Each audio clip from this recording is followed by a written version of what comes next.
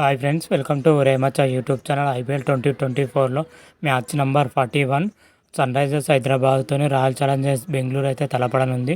ఈ మ్యాచ్లో వచ్చేసరికి ఇరు జట్ల బలాలు ఏంటి, బలహీనతలు ఏంటి, ప్లేయింగ్ 11 ఎలా ఉండబోతుంది, ఏ విధంగా ఉండబోతుంది, మ్యాచ్ ప్రిడిక్షన్, అదే పిచ్ రిపోర్ట్ ఎలా ఉండబోతుంది అనే విషయాల గురించి పూర్తి డీటెయిల్ తెలుసుకునే ముందు మా ఛానల్ సబ్స్క్రైబ్ చేసుకోండి. పక్కన ఉన్న బెల్ ఐకాన్ మాత్రం అయితే క్లిక్ చేసి పెట్టుకోండి. ఫర్దర్గా మేము వీడియోలు అప్లోడ్ చేసినప్పుడు మీకు నోటిఫికేషన్ వస్తుంది. ఐపీఎల్ 2024లో ఇప్పటి వరకు 40 మ్యాచ్లు అయితే దాదాపు కంప్లీట్ అయిపోయిన విషయం కూడా తెలిసిందే. అయితే 41 మ్యాచ్లో వచ్చేసరికి రాయల్ ఛాలెంజర్స్ బెంగళూరుతోని సన్ రైజర్స్ హైదరాబాద్ అయితే తలపడనుంది. ఈ మ్యాచ్ వచ్చేసరికి హైదరాబాద్లోని ఉప్పల్ స్టేడియంలో అయితే ఈ మ్యాచ్ అయితే జరగనుంది. ఇరు జట్ల మధ్య ఇప్పటికే ఒక మ్యాచ్ అయితే జరగడం జరిగింది. ఆ మ్యాచ్లో వచ్చేసరికి సన్ రైజర్స్ హైదరాబాద్ సూపర్ విజయం సాధించిందని చెప్పుకోవచ్చు. ఇదే మ్యాచ్లో భారీ స్కోర్ కూడా నమోదు అవ్వడం జరిగింది. భారీ స్కోర్ ఛేదించడంలో కూడా రాయల్ ఛాలెంజర్స్ బెంగళూరు ధీటుగా సమాధానం అయితే చెప్పడం జరిగింది. ఆ మ్యాచ్ మాత్రం అయితే చాలా ఓవర్గా అయితే జరగడం జరిగిందని చెప్పుకోవచ్చు. అయితే మరోసారి ఇరు జట్ల మధ్య మరోసారి పోటీ పడనున్నాయి. ఈ మ్యాచ్ వచ్చేసరికి హైదరాబాద్లోని జరగనుంది మ్యాచ్. అయితే ఈ మ్యాచ్లో వచ్చేసరికి ఇరు జట్ల ప్లేయింగ్ 11 ఎలా ఉండబోతుంది, ఏ విధంగా ఉండబోతుంది, బలాలు ఏంటి, బలహీనతలు ఏంటి తెలుసుకుందాం. ముందుగా రాయల్ ఛాలెంజర్స్ బెంగళూరు విషయానికి వచ్చినట్లయితే ఐపీఎల్ 2024లో ఆర్సీబీ ఇప్పటి వరకు 8 మ్యాచ్లు ఆడిందని చెప్పుకోవచ్చు. 8 మ్యాచ్లో కేవలం ఒక మ్యాచ్లో మాత్రమే గెలవడం జరిగింది. మిగిలిన 7 మ్యాచ్లో దారుణంగా ఓడిపోవడం జరిగింది. ఐపీఎల్ 2024లో వరుస పరాజయాలతోని రాయల్ ఛాలెంజర్స్ బెంగళూరు అయితే పూర్తిగా డీలా పడిందని చెప్పుకోవచ్చు. ఇలా ఎందుకు ఓడిపోతుందంటే రాయల్ ఛాలెంజర్స్ బెంగళూరు వచ్చేసరికి మిడిల్ ఆర్డర్లో చాలా డిసప్పాయింటెడ్ అయితే చేయడం జరుగుతుంది. మిడిల్ ఆర్డర్ ఎవ్వరు కూడా ఆశించిన స్థాయిలో రాణించలేకపోతున్నారు. రీసెంట్గానే కోల్కతా నైట్ రైడర్స్తో జరిగిన మ్యాచ్లో మన ఆర్సీబీ వచ్చేసరికి ఒక్క పరుగు తేడాతోని ఓడిపోవడం జరిగింది. ఈ మ్యాచ్లో వచ్చేసరికి విల్ జాక్స్ కానీ రజిత్ పటేరా కానీ అద్భుతంగా రాణించడం జరిగింది.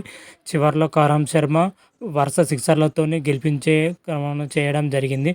కాకపోతే కోల్కతా నైట్ రైడర్ బౌలర్లు అద్భుతంగా రాణించడంతో విజయం దక్కిందని చెప్పుకోవచ్చు కేకేఆర్కి. అయితే మ్యాచ్లో వచ్చేసరికి విల్ జాక్స్ కానీ రచిత్ పటేరా ఫామ్లోకి రావడం ఆర్సీబీకి కలిసి వచ్చే అంశం అని చెప్పుకోవచ్చు. అదేవిధంగా వారితో పాటు కెమెరాన్ గ్రీన్, మైపాల్ రోమర్ వంటి ప్లేయర్ కూడా రాణించాలి. బ్యాటింగ్లో వచ్చేసరికి వీళ్ళు రాణించకపోతే మాత్రం అయితే ఓడిపోయే అవకాశాలు అయితే కనిపిస్తున్నాయి. బ్యాటింగ్ పొజిషన్లో చూసుకుంటే Faf du Plessis, Virat Kohli, Will Jacks, Rajat Patidar, Dinesh కార్తీక్లు మాత్రం అయితే భీకరమైన ఫామ్లో ఉన్నారని చెప్పుకోవచ్చు. ఇది రాయల్ ఛాలెంజర్స్ బెంగళూరుకి అయితే కలిసి వచ్చే అంశం అని కూడా చెప్పుకోవచ్చు. అదేవిధంగా బౌలింగ్ పొజిషన్లో చూసుకుంటే ఏ మాత్రం ఎవ్వరు కూడా ఆశించిన స్థాయిలో రాణించలేకపోతున్నారని చెప్పుకోవచ్చు. కరణ్ శర్మ కానీ, లాకు ఫెర్గుసన్ కానీ, మొహమ్మద్ సిరాజ్ కానీ, ఎస్ దయాల్ వంటి ప్లేయర్లు మాత్రం అయితే ఆశించిన స్థాయిలో రాణించలేకపోతున్నారు. ఓడిపోవడానికి మెయిన్ కారణం బౌలర్లు కూడా చెప్పుకోవచ్చు. అయితే ఎస్ఆర్హెచ్తో జరగబోయే మ్యాచ్లో ఆర్సీబీ ప్రతీకారం తీర్చుకుంటుందా లేదా అయితే చూడాలి. మరి ఎస్ఆర్హెచ్తో జరగబోయే మ్యాచ్లో మరి రాయల్ ఛాలెంజర్స్ బెంగళూరు ప్లేయింగ్ 11 విషయానికి వచ్చినట్లయితే ఈ విధంగానే ఉండబోతుంది.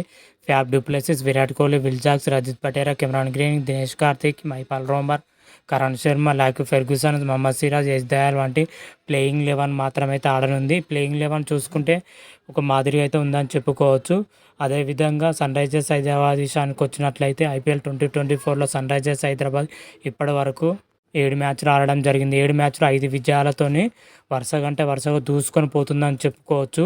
పాయింట్ అవుట్ టేబుల్లో చూసుకుంటే థర్డ్ పొజిషన్లో కొనసాగుతుంది. రీసెంట్గానే ఢిల్లీ క్యాపిటల్తో జరిగిన మ్యాచ్లో ఎస్ఆర్హెచ్ మాత్రమైతే 67 పరుగుల తేడాతో భారీ విజయం అయితే నమోదు చేయడం జరిగింది. అంతకుముందు మ్యాచ్లో ఆర్సీబీని ఓడించడం జరిగింది. దానికన్నా ముందు మ్యాచ్లో పంజాబ్ కింగ్స్ని మాత్రమైతే ఓడించడం జరిగింది. ఓవరాల్గా చూసుకుంటే ఎస్ఆర్హెచ్ మాత్రం అయితే వరుస విజయాలతోని దూసుకొని పోతుందని కూడా చెప్పుకోవచ్చు.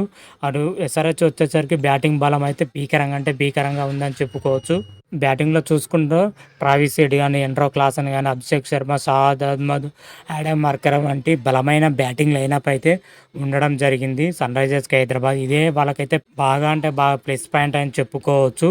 అదేవిధంగా బౌలింగ్ పొజిషన్ చూసుకుంటే ఎస్ఆర్హెచ్ బౌలింగ్ పొజిషన్ ఆ మాత్రమే ఉందని చెప్పుకోవచ్చు. బౌలింగ్లో వచ్చేసరికి ఎవరు కూడా వాళ్ళ స్థాయి తగ్గ ప్రదర్శన అయితే చేస్తలేరు. నార్మల్గానే రాణించడం జరుగుతుంది.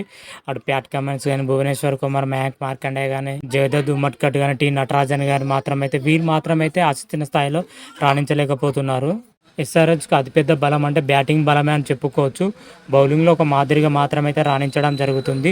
అయితే ఆర్సీబీ పైన మరోసారి గెలవాలని ఎస్ఆర్హెచ్ అయితే భావిస్తున్నట్లయితే తెలుస్తున్న సమాచారం.